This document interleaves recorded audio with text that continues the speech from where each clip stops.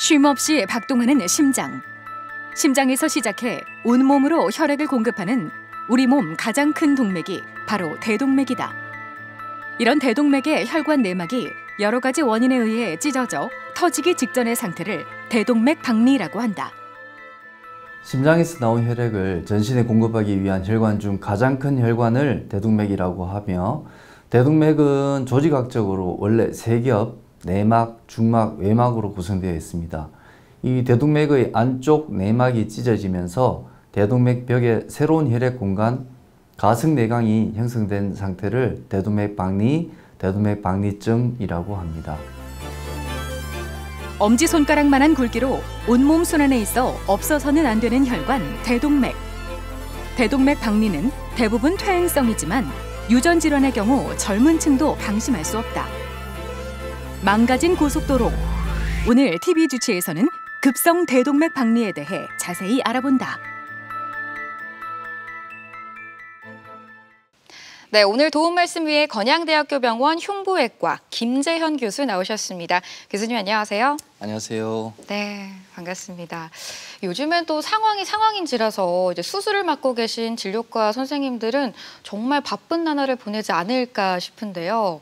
이렇게 바쁘신 와중에도 교수님께 감사의 마음을 전하는 손편지가 한 신문사에 도착을 했다고 합니다. 이 편지 내용을 살짝 읽어보니까 그때 상황이 굉장히 좀 위급했더라고요. 네. 그때 어떤 상황이었는지 조금 설명해 주실 수 있을까요, 교수님?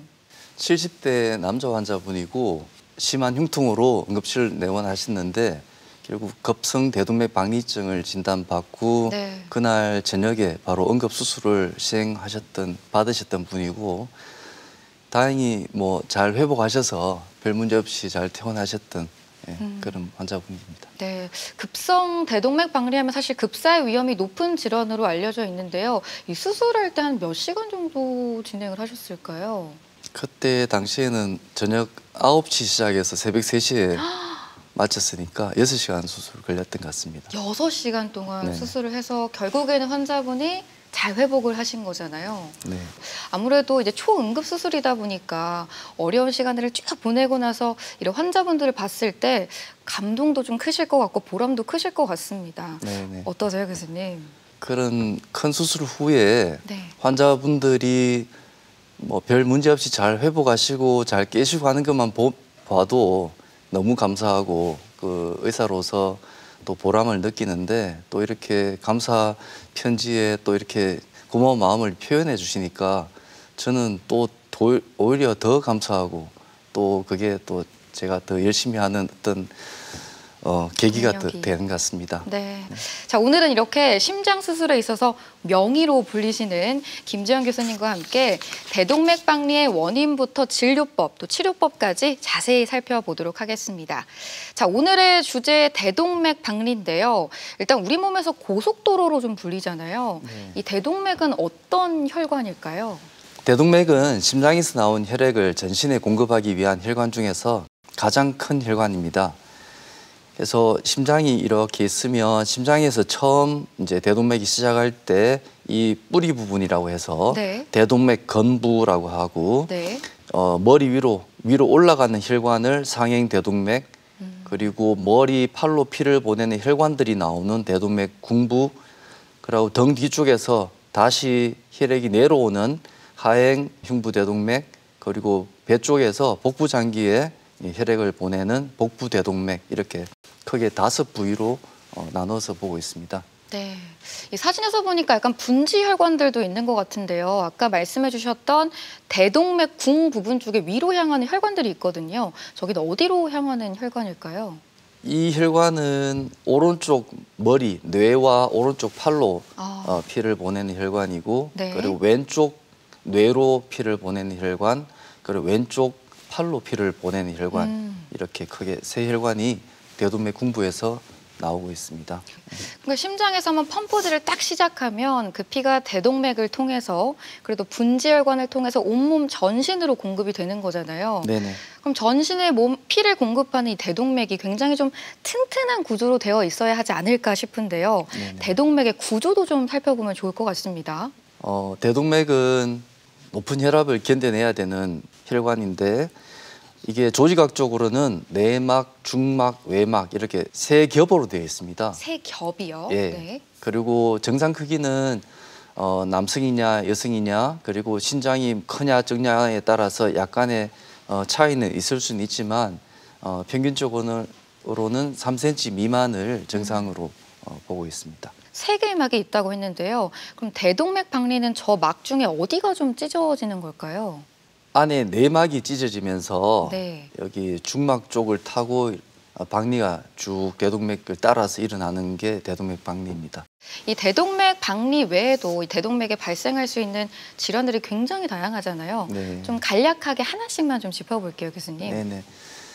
대동맥 질환은 크게 대동맥류와 급성 대동맥 증후군으로 나눠서 이야기를 하는데요. 네. 대동맥류는 대동맥이 서서히 부풀면서 나중에는 찢어지고 터지고 하는 위험성이 생기는 병이고, 급성 대동맥 증후군은 갑작스런 흉통을 동반하는 아주 급한 질환, 뭔가 빠르게 조치를 취해야 되는 그런 질환들을 묶어놨습니다. 네. 그 중에서 가장 대표적인 질환이 급성 대동맥 박리증이고, 왼쪽에 이 그림은 네. 급성 대동맥 박리증에서 아주 전형적인 그런 내막이 찢어지면서 대동맥을 벽을 타고 박리가 쭉 진행된 그런 그림이고, 네.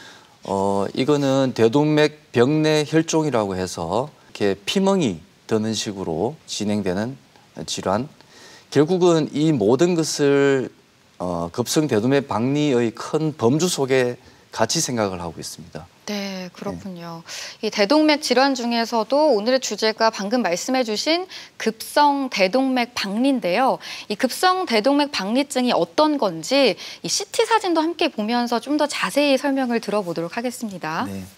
대동맥 내막이 찢어지면서 대동맥 벽에 원래 없던 공간, 새로운 혈액 공간, 가성내강이라고 합니다. 가성내강이요? 예, 네. 가짜 내강. 네. 그래서 이게 대동맥 벽을 타고 쭉 이렇게 만들어지고 또 심하면 이 가승내강의 혈압이 높아지면서 오히려 진짜 피가 다녀야 될 진성내강을 눌러버려서 진짜 공간이 눌리는 거죠. 눌려서 네. 제대로 혈액순환이 안 되는 그런 상황을 일으킬 수 있는 것이고요. 네. 그리고 이 두 가지는 그냥 대동맥 박리증의 하나의 변종으로 생각을 하시면 될 것 같고, 네. CT 사진에서 보시면 이 앞쪽에 있는 이 혈관이 심장에서 바로 올라오는 상행 대동맥이고 등 뒤쪽에는 하행 대동맥입니다. 네. 그래서 박리가 일어나면서 가승내강에 압력이 올라가고 오히려 원래 있던 그 구멍, 진성내강이 눌려 있는 그런 CT 사진이고, 등 뒤쪽에서도 진성내강은 굉장히 조금 작아져 있고 오히려 가승내강에 혈압이 많이 올라가 있는 그런 CT 사진입니다. 네, 확실히 CT를 보면 어떤 상황이 좀 자세히 볼 수 있을 것 같은데요. 네네. 이렇게 CT 사진을 살핀 다음엔 이제 수술을 또 해보실 텐데 수술 사진을 가져오셨다고 들었습니다. 사진을 보면서 좀 하나씩 설명을 들어볼까요, 교수님? 이 아래쪽이 환자분의 머리 부분이고 네. 위쪽이 다리라고 생각하시면 되고요. 가슴을 열고 저희들 수술할 때 보면 심장에서 큰 혈관이 대동맥이 머리 쪽으로 이렇게 올라갑니다. 이걸 위쪽에 있는 게 심장이고 예. 지금 커서 아래쪽이 예. 상행 대동맥이요. 상행 대동맥인데 네. 실제로 이 상행 대동맥이 많이 부풀어져 있고 피멍이 든 것을 실제로 저희들이 수술 중에 확인을 하고, 네. 그 상행 대동맥을 수술할 때 이렇게 잘라서 열면 새로 만들어진 가짜 공간에 혈종과 혈액이 많이 차서 있는 것을 목격을 합니다. 그리고 이 혈종이나 혈액을 다 제거를 하고 나면 실제로 대동맥 안에는 내막이 찢어지면서 병이 시작된 부분, 내막이 파열된 부분이 발견됩니다. 이게 골든타임이 좀 중요할 것 같거든요. 네. 골든타임을 어느 정도로 보시나요, 교수님? 골든타임을 몇 시간 안에 이렇게 정의를 하진 않는데 네. 가급적이면 빨리 하면 빨리 할수록 좋습니다. 그렇게 하는 이유는 대동맥 박리증이 발생을 하게 되면 그 찢어진 대동맥은 초기에는 굉장히 약하고 터지기 쉬운 상태로 있습니다. 네. 병이 생긴 후 2주 이내를 급성기라고 하는데 박리가 발생하고 나서 저희들은 시간당 1%의 룰이라고 이야기를 하는데 네. 48시간 이내에 50%의 환자분들이 사망을 하세요. 이틀 이내에 50%. 예. 아, 그리고 상당히 급성기 2주 이내에는 수술하지 않고 그냥 방치를 하게 되면 네. 약 70%의 환자분들이 돌아가십니다. 그래서 상행대동맥의 대동맥 박리가 발생한 환자분들은 언제든지 응급 수술을 해드려야 되는, 가끔은 상행대동맥의 박리가 발생하지 않고 하행대동맥에만 대동맥 박리가 발생하는 경우가 있는데 네. 이런 경우는 응급 수술을 굳이 하지 않고 혈압을 잘 조절하면서 2주 급성기를 잘 넘기면 별 탈 없이 퇴원하시는 분들이 많습니다. 상행대동맥을 침범했을 때는 바로 초응급으로 수술을 들어가시는 거잖아요. 네네. 그럼 하행대동맥 같은 경우는 수술보다는 약물이나 스텐트 치료를 좀 많이 하실까요? 일단은 약물 치료가 주가 되고요. 그 장기로 충분한 피를 잘 못 보내는 허혈 증상을 보일 경우에는 스텐트 시술이나 이런 것으로 피가 잘 갈 수 있도록 하는 조치를 하기도 합니다. 네. 어쨌든 대동맥 박리는 급성이든 만성이든 정말 좀 위험한 질환인데요. 도대체 대동맥 박리는 왜 생기는지 원인을 좀 많이 궁금해하실 것 같거든요. 원인에는 어떤 게 있을까요, 교수님? 가장 큰 원인은 고혈압입니다. 대동맥 고혈압. 박리 생기는 네. 원인은. 그래서 고혈압 치료가 중요한데요. 다른 원인들은 대동맥이 이제 평소에 늘어나 있는 환자분들, 네. 대동맥류 환자분들, 꽈리가 있는 분들이죠. 그렇죠. 늘어나 있는 그런 분들이고, 대동맥 판막이 선천적으로 세 쪽이 아니고 두 쪽으로 태어나신 분들이 대동맥이 약하게 태어나셔서 이런 일들이 잘 생기고, 네. 그것도 대동맥 염증이 있는 경우, 말판 증후군처럼 유전적인 질환이 있는 경우, 그리고 대동맥 축삭증, 그리고 혈관 손상 등이 대동맥 박리의 원인이 될 수 있습니다. 네, 발생 원인으로 고혈압을 꼽아주셨는데요. 사실 병원에 내원하시는 환자분들의 대다수가 이 고혈압을 기저질환으로 가지고 있지 않을까 싶습니다. 어떤가요, 교수님? 네, 실제로 많은 환자분들이 고혈압이 있는 상태로 네. 오시게 되고, 또 오셨을 때 보면 혈압이 180, 190까지 측정되는 경우가 있는데 네. 평소 높은 고혈압에다 대동맥 박리가 일어나면서 아프기도 아프고 불편한 것들이 더해지면서 혈압이 굉장히 높은 상태로 오시고, 그런 상태로 그냥 방치하게 되면 대동맥 파열이 쉽게 일어나게 됩니다. 네, 이 대동맥 박리 어느 정도로 좀 생기고 성별에 있어서도 차이가 좀 있을 것 같거든요. 이 부분도 좀 설명을 해주실까요? 네, 급성 대동맥 박리는 연간 10만 명당 한 3명 정도 발생하는 것으로 알려져 있고, 여성보다는 남성에서 더 많이 생깁니다. 네. 그리고 평균 연령은 60대, 50에서 한 70대 이렇게 발생을 하고, 그렇지만 유전질환, 말판 증후군이나 이런 유전질환이 있으신 분들은 좀 더 젊은 나이, 30, 40에도 발생할 수는 있습니다. 이게 통증이 또 상당하다고 들었습니다. 실제로 내원을 하실 때 환자분들이 어떤 통증을 가지고 좀 내원을 하실까요? 네. 대동맥 박리증 환자분들은 통증 양상이 네. 다른 질환하고 좀 확연하게 구분되는 경우가 많고, 통증 네. 양상만 잘 들어보면 네. 이게 대동맥 박리증이겠구나 하는 짐작을 할 수가 있는 경우가 많은데요. 네. 이게 서서히 생기는 게 아니고 어느 순간 일순간에 갑작스럽게 통증이 생기고, 네. 그게 주로 앞가슴일 수도 있고 등 쪽일 수도 있고 복부일 수도 있습니다. 네. 그리고 그 통증의 양상은 찢어지거나 채찍질을 당하는 그런 통증, 굉장히 아픈 통증을 느끼시게 되고, 그게 대동맥 박리가 앞쪽에서 터져서 등 쪽으로 넘어가면 앞가슴이 아팠다가 등이 아프면서 통증이 이동할 수 있고, 거꾸로 등 뒤쪽에서 발생을 해서 앞으로 넘어오는 경우도 있어서, 그러면 등이 먼저 아팠다가 앞가슴이 아프기도 하고 통증이 이동하기도 합니다. 네, 그리고 이 대동맥 박리가 시작이 되면 아까 보여주셨던 것처럼 이 분지 혈관 쪽에도 좀 문제가 생길 것 같거든요. 분지 혈관에는 어떤 문제가 좀 생길까요, 교수님?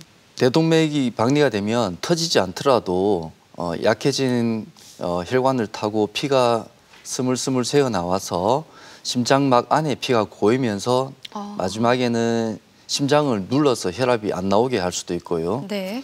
그리고 박리가 되면서 심장 근육에 피를 보내는 중요한 혈관 관상동맥이라고 하는데 네. 그 혈관에 피가 잘 가지 않으면서 심근경색증을 일으킬 수 있고 네. 심장에서 나오는 혈액 여닫이 문을 하는 대동맥 판막이 기능을 잃으면서 네. 나갔던 피가 심장으로 다시 들어오면서 심부전이 일어날 수 있고 네. 그리고 뇌로 가는 혈관이 박리가 되고 눌리면 뇌경색 증상을 일으킬 수 있고 복부로 가는 여러 가지 장기, 특히 콩팥이나 이런 장기가 허혈 증상을 나타낼 수 있고 다리에 피가 안 가기도 합니다. 저렇게 분지혈관에 좀 문제가 생기게 되면 우리 몸 전반에 걸쳐서 또 다양한 증상이 나타날 것 같거든요. 네네. 전신에 걸쳐서 동반되는 증상들에는 어떤 게 있을까요? 예, 동반 증상으로는 호흡곤란, 심부전, 혈압이 떨어지면서 쇼크가 일어날 수 있고 반대로 굉장히 높은 혈압 상태를 보이기도 하고요. 아까 말씀드렸듯이 심근경색증, 뇌경색, 그리고 복부장기 허혈 증상, 하지마비, 하지허혈 증상 너무나 다양한 증상들이 박리가 어떻게 일어나느냐에 따라서 발생할 수 있습니다. 네, 진짜 전신에 걸쳐서 이렇게 나타날 수 있는 증상인 만큼 이 조기에 좀 빨리 진단을 해서 발견을 하는 게 가장 중요할 것 같은데요. 진단에는 어떤 방법들이 좀 있을까요? 조기 진단이 중요한데요. 가장 빠르고 확실한 방법은 CT 촬영입니다. 그렇지만 엑스레이를 찍어서 저희들이 짐작할 수 있고 그다음에 초음파 검사나 MRI에서 대동맥 박리가 진단되기도 합니다. 네, 이렇게 대동맥 박리의 진단 방법까지 살펴봤습니다. 대전 MBC 건강플러스 오늘은 급성 대동맥 박리에 대해 살펴보고 있는데요. 이번에는 병원에 직접 찾아가 환자들을 만나보고 진단 방법과 치료법에 대해 살펴보겠습니다. 화면으로 만나보시죠. 대동맥은 2에서 3cm 정도의 직경을 가진 튼튼한 혈관이다. 좌심실이 뿜어내는 엄청난 양의 혈액이 대동맥을 통해 전신으로 공급된다. 대동맥 박리가 일어나면 혈액 공급이 차단돼 몸 상태가 급격히 악화되는데 미국 통계에 따르면 급성 대동맥 박리 후 40%의 환자들은 병원에 오기 전 사망하는 것으로 알려져 있다. 아버님 일주일 전에 태어나셨는데 집에 가셔서는 잘 지내셨나요? 많이 아파하진 않으셨고? 네, 수술 후에는 딱히 아프신 건 없으신 것 같고요. 일상생활도 잘 하고 계십니다. 태어나셔서는 집에서 식사 잘 하셨습니까? 네, 딱히 가리시는 거 없으시고 다 잘 드시고 계십니다. 혈압약은 잘 드시고 계시는가요? 네, 제때제때 잘 드시고 계십니다. 네, 집에서 혈압은 한 번씩 재보고 있으신가요? 네, 항상 혈압은 재고 있으시고요. 딱히 문제는 없으신 것 같습니다. 대동맥 박리는 대동맥 내막이 찢어지면서 생기는 틈을 통해 중막과 외막 사이에 엉뚱한 통로가 만들어진다. 대동맥 박리가 진행되면 뇌, 심장, 하지 등 주요 장기로 이어지는 분지 혈관까지 같이 찢어지면서 문제가 커진다. 이 환자분은 3주 전에 극심한 흉통으로 응급실 내원하셨던 분이고 당시에 급성 대동맥 박리증을 진단받았고 응급수술을 시행받으셨던 분입니다. 다행히 응급수술 후에 잘 회복하셔서 잘 퇴원하셨고 지금 현재 상태는 굉장히 좋으신 상태입니다. 등 뒤쪽에 대동맥 박리가 수술하지 않은 부분에 대동맥 박리가 조금 남아있는 상태이긴 하지만 지금처럼 혈압 조절 잘 하시고 지켜보시면 큰 문제는 없을 거라고 생각이 됩니다.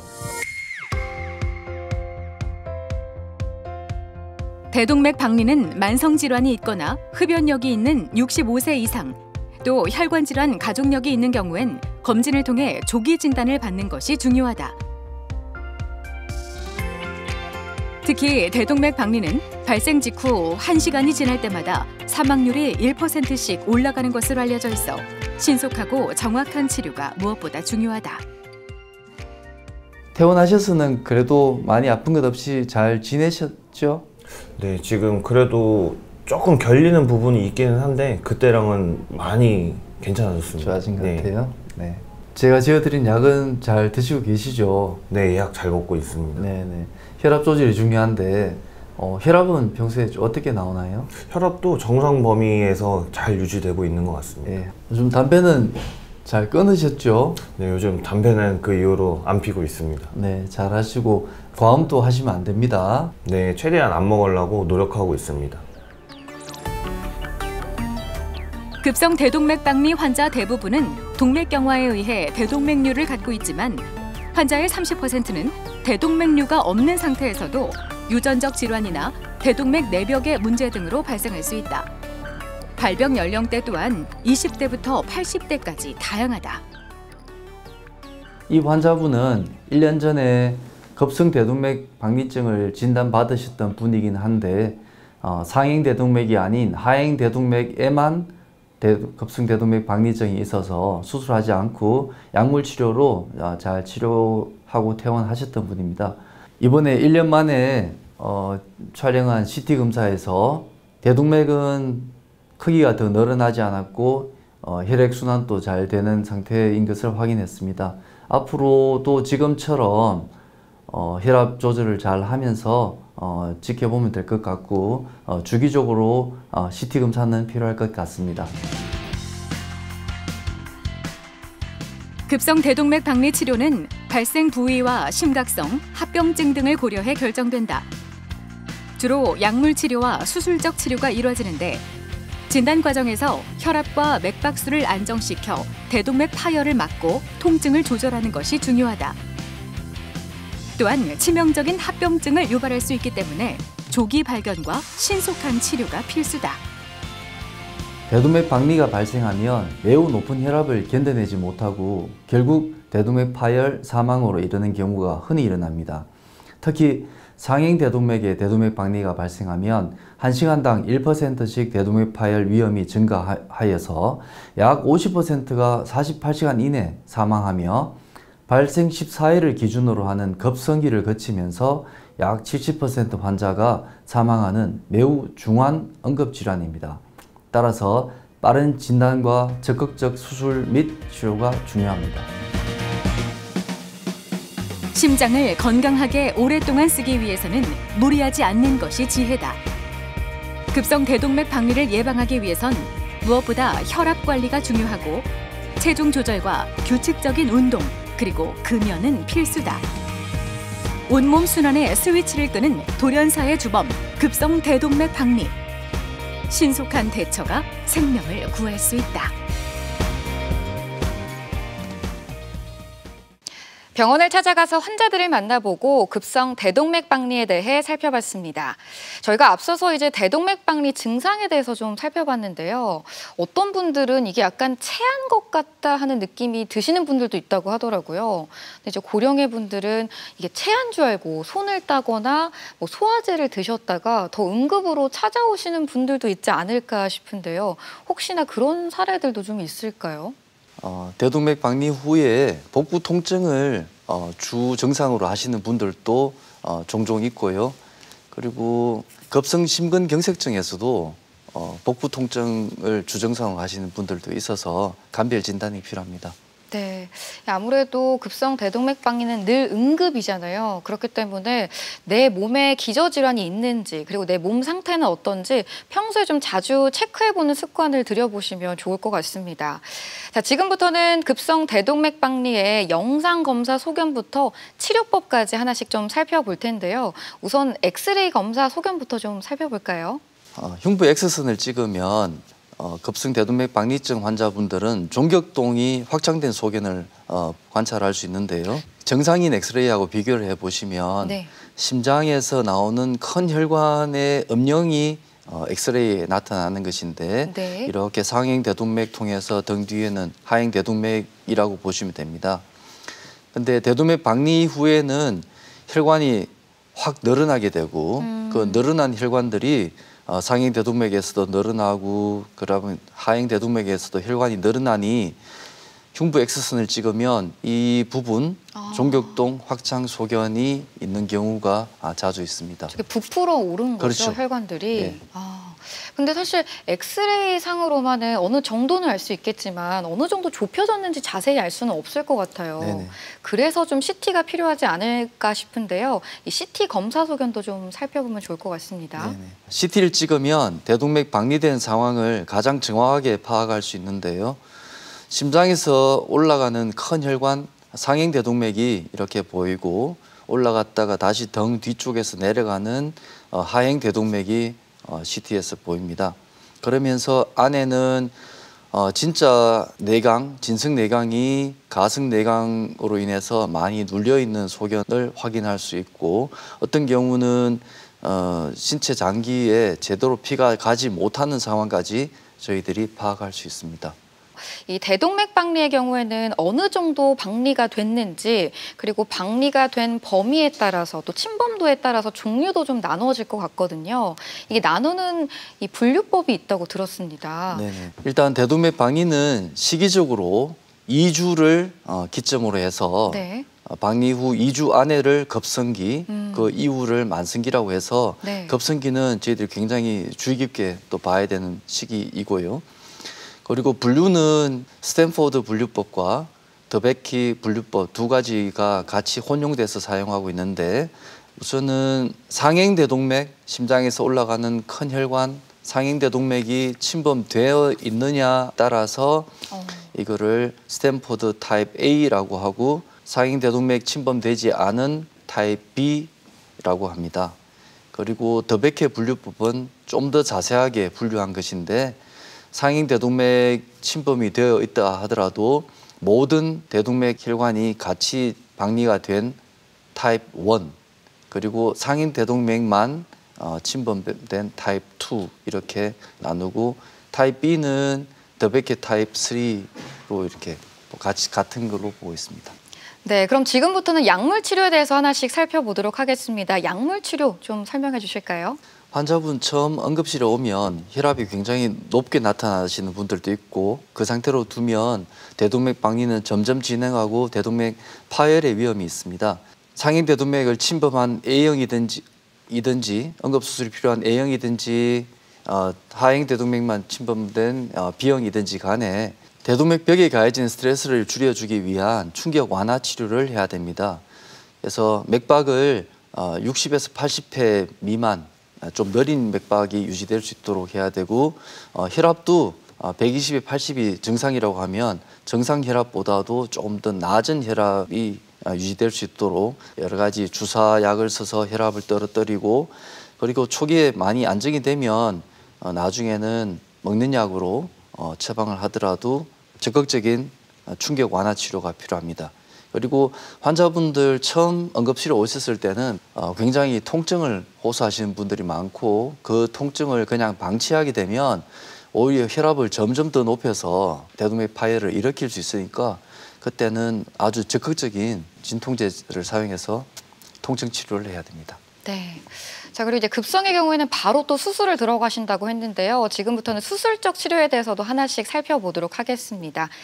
상행 대동맥을 침범한 급성 대동맥 박리증, 아까 말씀드린 스탠포드 타입 A형, 그리고 더베케 타입으로서는 타입 1, 2형인데 네. 이런 분들은 응급수술이 절대적으로 필요하고요. 그리고 하행 대동맥만 침범한 경우는 혈압 조절 치료만으로 대부분 별 문제 없이 잘 퇴원하시는 분들이 많고 간혹 하행 대동맥만 침범했다 하더라도 네. 대동맥 파열이 진행되고 있거나 곧 파열할 것 같은 상황 그리고 허열 증상이나 장기 손상이 동반되고 있는 경우에는 적극적인 또 수술이나 시술이 필요하기도 합니다. 지금부터 이제 수술법에 대해서 하나씩 좀 살펴볼 텐데요. 약해져 있는 혈관을 대체하는 수술이 되지 않을까 싶습니다. 네, 박리된 대동맥은 약하기 때문에 저희들 수술할 때는 박리된 혈관을 잘라내고 거기에는 인조 혈관으로 갈아주는 그런 수술을 하고 있습니다. 그리고 특히 박리된 혈관을 잘라낼 때 내막이 손상된 그 부분까지 반드시 함께 제거가 되도록 해야 되고 네. 내막 손상된 부분을 남겨놓고 수술을 마치면 뒤늦게 환자분이 대동맥 파열될 위험성은 남아있게 됩니다. 그리고 수술하는 방법은 심장을 멈추고 네. 그리고 심장 대신에 혈액순환을 시키는 인공심폐기라는 기계를 사용해서 심장 수술을 합니다. 네. 그런데 이 대동맥 박리 수술에서는 그런 심장을 멈춘 상태 인공심폐기가 돌아가던 그 기계마저 완전히 멈춘. 그러니까 온몸에 혈액이 하나도 혈액순환이 되지 않는 네. 그런 상태에서 저희들이 한동안 수술을 해야 되는데 근데 왜 그런 상태에서 수술을 해야 할까요, 교수님? 그 혈관 찢어진 혈관 안을 자세히 살펴보려면 혈관 안에 없어야 아예 하니까. 피가 하나도 없어야 되는 상황을 네. 만들어야 되는데 그런 상황을 완전 순환 정지법이라고 하고 네. 이제 이렇게 되면 모든 시체 장기에 혈액이 공급이 안 되는 상황이 지속이 되니까 네. 신체 손상이 쉽게 일어날 수 있겠죠. 네. 그래서 보통 36.5도가 정상 체온이라고 하면 이런 수술을 할 때는 체온을 20도에서 28도 이하 그러니까 굉장히 낮은 체온을 유지하면서 네. 신체 장기 손상이 빨리 일어나지 않도록. 예. 그런데 머리는 보통 한 5분만 피가 안 가도 그러니까요. 뇌 손상이 심하게 일어나지 않습니까? 네. 그래서 체온만 낮추는 것으로는 뇌를 보호할 수 없어서 네. 뇌에는 피를 살짝 보내서 하는 방법. 그러니까 모든 시체 장기에는 혈액이 순환이 되지 않지만 네. 머리에만 피를 살짝 보내는 뇌 국소관류법을 사용해서 저희들이 수술을 하고 있습니다. 네, 그럼 지금부터는 급성 대동맥 박리가 일어난 부위에 따라서 수술이 어떻게 이루어지는지 좀 살펴보면 좋을 것 같습니다, 교수님. 대동맥 박리가 앞쪽에 일어났으면 대동맥 궁부라고 했는데 네. 궁부의 반만 이런 정도만 하고 수술을 마칠 수도 있고요. 네. 그런데 이 궁부, 머리, 팔로 가는 혈관이 박리가 있는 경우, 찢어진 경우에는 네. 이 각각 혈관을 다 갈아주는 전체 수술을 다 해야 되는 경우도 있고요. 네. 그리고 간혹은 심장에 피를 보내는 중요한 혈관, 관상동맥이 나오는 대동맥根부까지 문제가 네. 있는 경우가 있어서 이 판막과 이 부분을 또 동시에 같이 수술해 줘야 되는 경우도 있습니다. 아무래도 이제 대동맥 박리 수술을 하다 보면 수술하는 동안 또 피가 공급이 안 되니까 수술을 하고 나서도 합병증을 피할 수는 없을 것 같거든요. 일어날 수 있는 합병증에는 어떤 게 있을까요? 처음 병에 대해서 설명드릴 때 말씀드린 것처럼 박리가 생기면서 박리가 어떻게 되느냐에 따라서 모든 신체 장기가 피가 잘 가지 못하는 상태로 오시는 분들이 많고요. 그런 전신장기 허혈 손상에 더해서 수술할 때 방법, 그러니까 완전 순환 정지법을 사용하는 이런 방법으로 인해서 또 추가적인 허혈 손상이 발생할 수가 있습니다. 그래서 그게 심장, 뇌, 신장, 장, 하지 어느 장기에서든지 이런 허혈 손상이 발생할 수 있고요. 그리고 박리가 일어나면 그 몸 안에서는 엄청난 출혈이 있다고 인식을 하면서 몸 안에 피날 때 지혈시키는 혈액 응고인자를 수술 전에 이미 다 사용해버리고 환자가 수술 들어가는 경우가 많습니다. 네. 우리가 수술 끝나고 나면 적극적으로 이제 작동해야 되는 혈액 응고인자가 없어서 이런 분들은 수술 후에 출혈의 위험성도 다른 분들보다도 더 많습니다.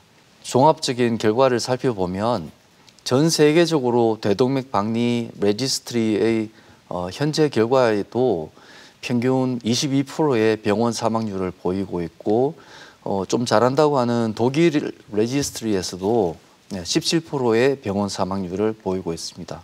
한국에서는 그 한국 흉부외과 선생님들이 잘 하시는 편이고 네. 또 한 5%에서 20% 미만으로 네, 되게 잘 하고 계십니다. 네. 그 중에서 또 명의가 또 김조연 교수님이시잖아요. 과찬이십니다. 자, 그럼 지금부터는 교수님이 직접 치료를 하셨던 환자의 사례를 살펴보면서 하나씩 이야기 자세히 나눠보도록 하겠습니다.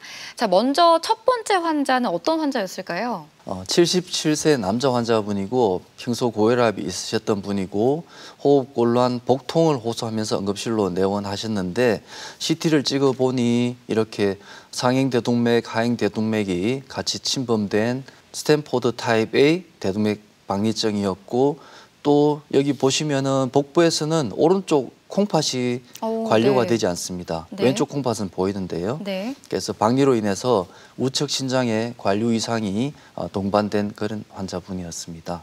그럼 이 환자는 어떤 수술을 좀 하셨을까요? 수술할 때는 대동맥 군부는 박리가 심하진 않아서 그까지 넘어가진 안 하고 네. 상행 대동맥과 군부의 일부만 갈아주는 수술을 마쳤고 이후에 환자분은 퇴원할 쯤에 CT를 찍어보면 네. 합병증 없이 잘 퇴원하셨는데요. 네.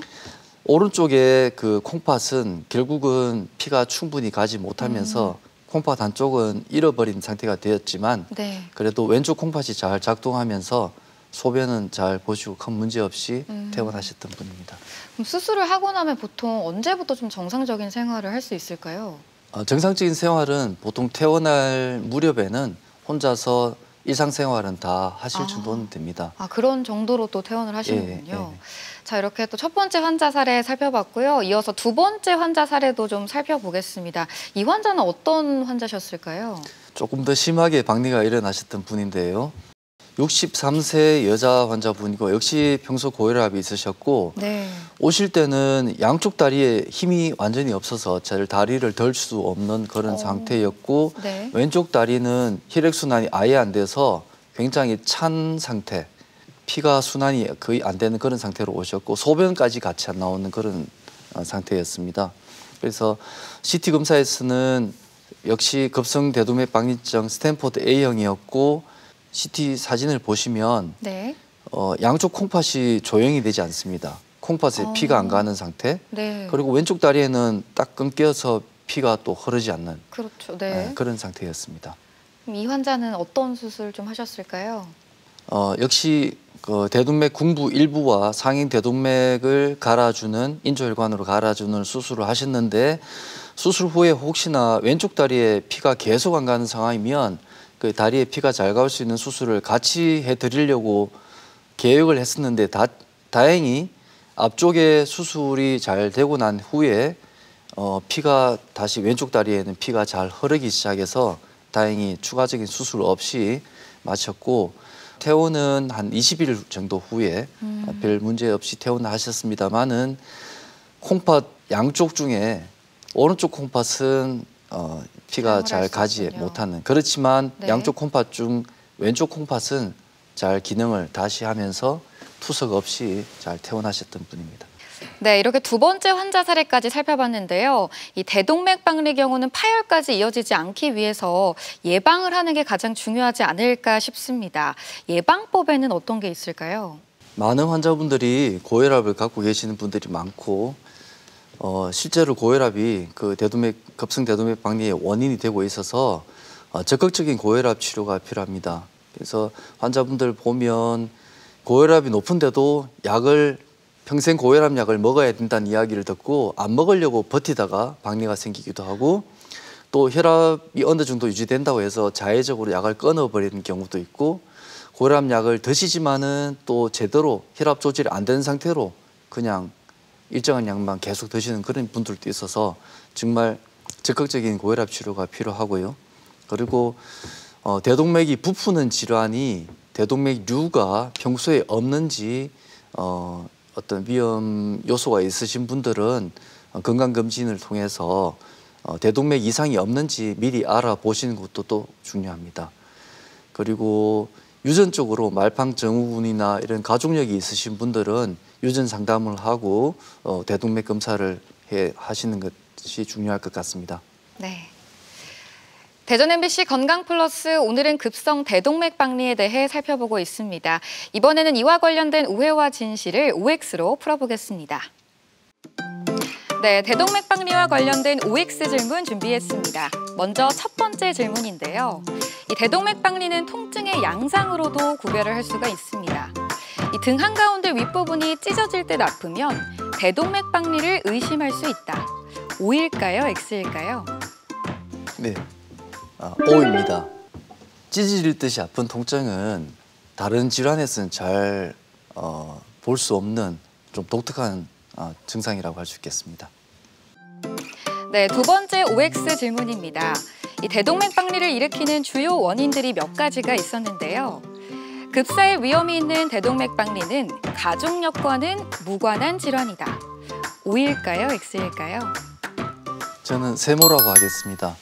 이게 대부분 60대, 70대에서 발생하는 급성 대동맥 박리증은 가족력과 무관하지만 젊은 나이에 발생하는 급성 대동맥 박리증은 유전 질환, 말방 증후군 등의 이런 유전 질환이 있으신 분들이 있습니다. 그래서 세모라고 답을 드리겠습니다. 네, 마지막 OX 질문 드립니다. 대동맥 박리는 박리가 시작된 지 7일 이내의 상태를 급성, 7일 이후의 상태를 만성으로 분류한다. O일까요? X일까요? X입니다. 급성기는 2주 14일을 기준으로 하고 있습니다. 네, 이렇게 급성 대동맥 관리와 관련된 OX 질문 풀어봤고요. 계속해서 시청자 여러분의 궁금증 풀어보도록 하겠습니다. 네, 대동맥 박리가 일어나는 위치에 따라서 분류를 해볼 수가 있었는데요. 그에 따른 위험도 물어오셨습니다. 대동맥 박리가 상행과 하행에 따라 그 위험도가 달라진다고 들었습니다. 하행 대동맥보다 상행 대동맥에서 박리가 일어나면 더 위험하다고 하던데 맞나요? 하행 대동맥 박리는 그대로 두어도 괜찮은가요? 하고 물어오셨네요. 어떨까요, 교수님? 하행보다는 상행 대동맥을 침범한 경우가 굉장히 더 위험하기 때문에 응급수술이 필요하고요.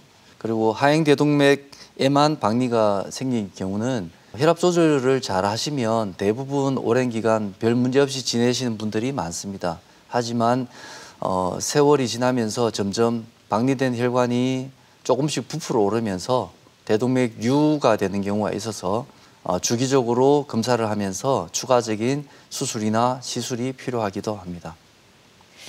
끝으로 급성 대동맥 박리에 대해서 꼭 기억해야 할 점, 핵심을 한마디로 요약을 해볼 텐데요. 급성 대동맥 박리는 네모다. 이 네모안을 좀 채워주신다면요. 예, 저는 급성 대동맥 박리는 운명과 인연의 시험대라고 말씀을 드리겠습니다. 왜일까요? 급성 대동맥 환자분들을 응급실에서 이렇게 만나서 수술하고 이렇게 하다 보면 환자분들마다 박리가 진행되고 이런 것들이 다 천차만별이고 또 박리가 발생되고 환자분이 병원까지 도착하는 시간이나 이런 것들이 또 다 다르고 그리고 수술은 거기에 맞춰서 합니다마는 이 모든 것들이 어쩌면 운명과 인연의 시험대가 아닐까 하는 생각을 수술 마치고 가끔씩 해보게 됩니다. 네, 예, 대동맥 박리의 경우는 어쨌든 파열의 좀 위험이 높은 질환이기도 하지만 그래도 평소에 혈압 관리를 잘 해주면 또 예방을 할 수 있다고 하니까요. 내 몸을 자주 들여다보는 습관으로 건강 지켜보셨으면 좋겠습니다. 대전 MBC 건강플러스 오늘은 대동맥 박리에 대해 살펴봤습니다. 지금까지 도움 말씀에 흉부외과 김재현 교수였습니다. 오늘 말씀 고맙습니다. 네, 감사합니다.